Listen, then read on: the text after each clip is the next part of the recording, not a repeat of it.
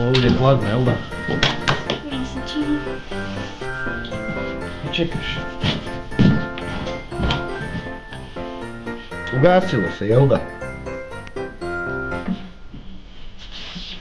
Nema niti grančice, a ni u štali nije puno bolja situacija.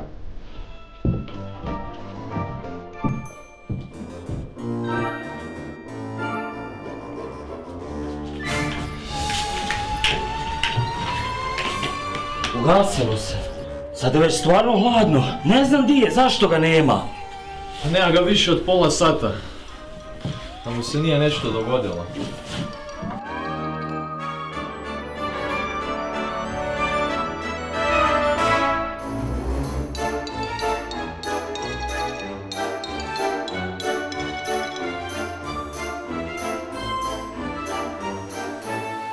Ovo mi ne izgleda dobro. Ma to su one bitange od prošle godine, koje su nam ukrale vreću s poklonima. A sad izgleda da su oteli Djeda Mraza. Oteli? Pa ne misliš valjda da su oni toliko zli da bi oteli Djeda Mraza? Postoji jedno veće zlo. Samo se nadam da nije izašlo iz zatvora van.